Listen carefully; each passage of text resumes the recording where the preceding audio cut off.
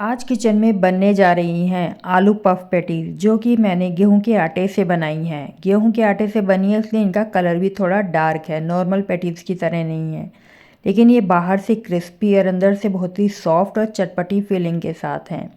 और ये गेहूं के आटे से बनी है, इसलिए ये हेल्दी भी है और ये बहुत ईजी रेसिपी है।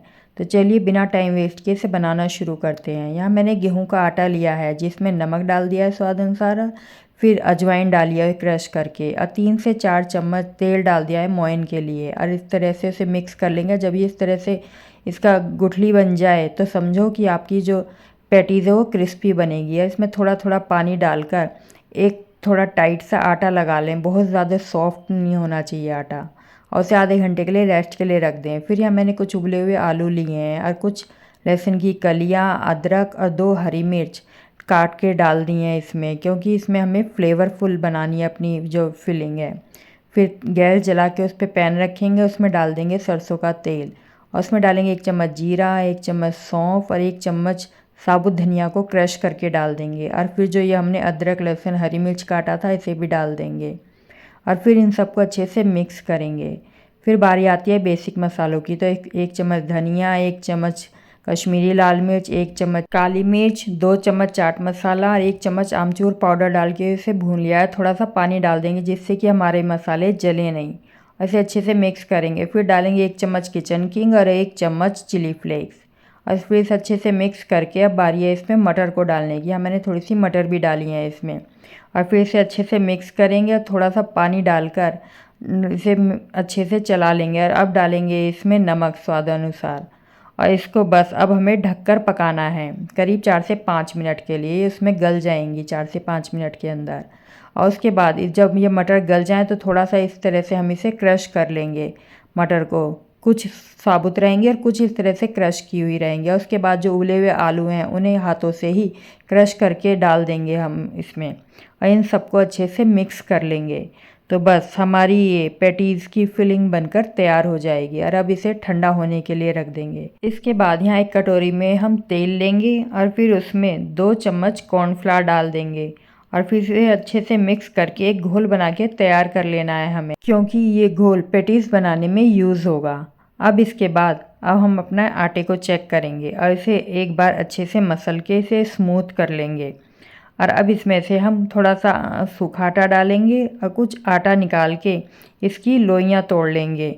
छोटी छोटी लोई तोड़ेंगे इसकी, करीब 5 से 6 इसमें से लोई बनाकर हम तोड़ लेंगे। छोटी छोटी लोई तोड़ लेंगे इसमें से और इसे गोल गोल करके सबको पेड़े बनाकर रख लेंगे। और फिर इन्हें बारी बारी से हमें बेलना है। इस तरह से सूखा आटा डस्ट करेंगे और फिर एक बड़ी सी रोटी बेल लेंगे इसकी।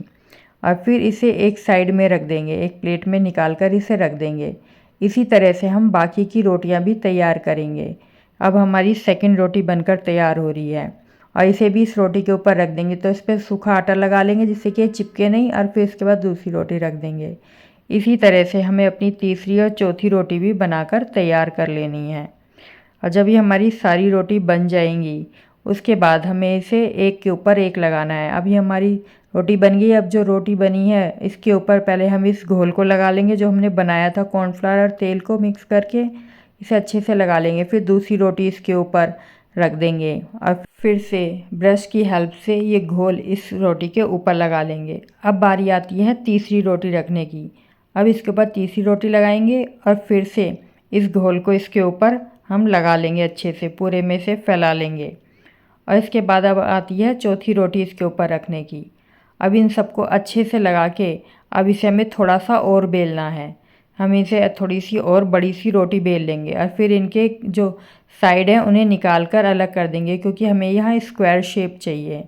इस तरह से इन्हें निकाल के जो आटा एक्स्ट्रा बच रहा है इन्हें अलग रख देंगे, वापस आटे में मिक्स कर देंगे और इससे नाइफ से या यहाँ मैंने पिज़्ज़ा कटर यूज़ किया है, इस तरीके से इसके 4 पीस कर लेंगे।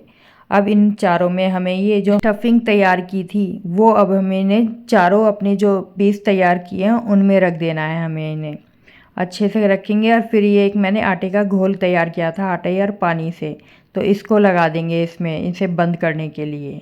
अब इस तरह से उठाएंगे एक कोना और इसे इस तरीके से हमें ये जोड़ देना है जिससे कि हमारी जो पैटीज़ हैं वो खुले नहीं, और अच्छे से दबाते हुए इसे हमें बंद कर देना है। ठीक इसी तरह से अच्छे से दबा देंगे तो ये हमारी एक पैटीज़ बनकर तैयार हो गई है। ठीक ऐसे ही हम सारी ये पैटीज़ बनाकर तैयार कर लेंगे। इसमें से हमारी 4 पैटीज़ बनी हैं, तो इन सभी को ऐसे बना के तैयार कर लेंगे। ठीक ऐसे ही हम बाकी बचे हुए आटे में से भी और सारी पैटीज़ बनाकर तैयार कर लेंगे। अब गैस जलाएंगे, उस पर कढ़ाई रखकर उसमें डाल देंगे तेल, इन्हें फ्राई करने के लिए। और तेल को पहले तेज़ गरम करेंगे, फिर स्लो कर देंगे और फिर इन पैटीज़ को उसमें डाल देंगे। स्लो टू मीडियम फ्लेम पर इसे हमें फ्राई कर लेना है। इस तरह से हमें इसे उलटते पुलटते हुए इस अच्छे से फ्राई कर लेंगे। और ये गेहूं के आटे से बनी है तो इसलिए इनका कलर थोड़ा डार्क है। ये नॉर्मल पैटीज़ जो होती हैं वो मैदा की बनी होती हैं तो उनका कलर थोड़ा लाइट होता है, लेकिन यहाँ मैं गेहूं के आटे से बना रही हूँ, हेल्दी वर्जन है, तो ये थोड़ा सा डार्क है। और इस तरह से इन्हें सबको उलटते पुलटते हुए सेक कर इन्हें हम निकाल लेंगे बाहर। अब इन पैटीज़ को हम सर्व करेंगे सॉस के साथ। आप चाहे तो इन्हें हरी चटनी के साथ भी खा सकते हैं। ये देख सकते हैं कि इस तरह से इसमें लेयर निकली हुई हैं। तो तैयार है हमारी क्रिस्पी और चटपटी स्टफिंग वाली पैटीज़।